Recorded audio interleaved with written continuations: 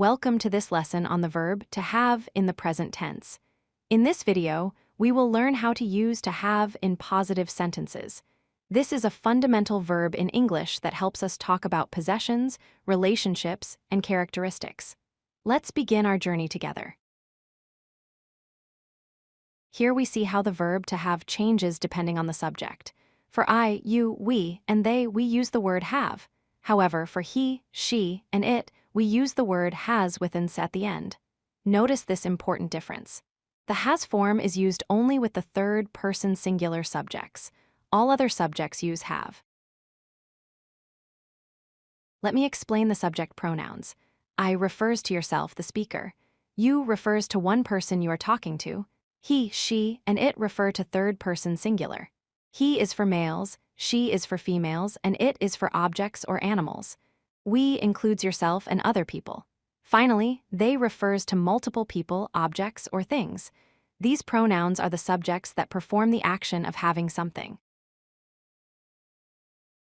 This is the most important rule to remember. Use have with the subjects I, you, we, and they. Examples include I have time and we have plans.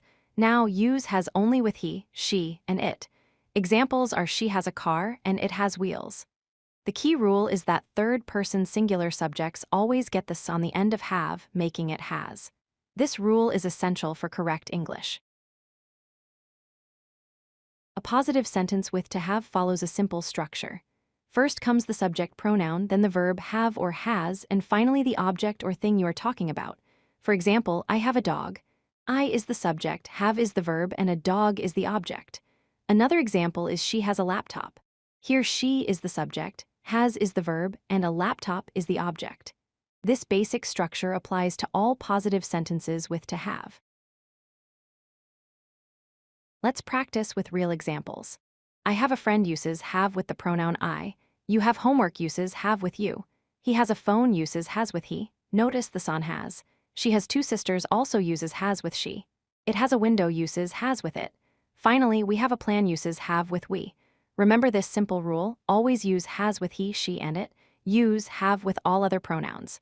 Practice these examples until they become natural to you. If you like this video, hit that like button and don't forget to subscribe.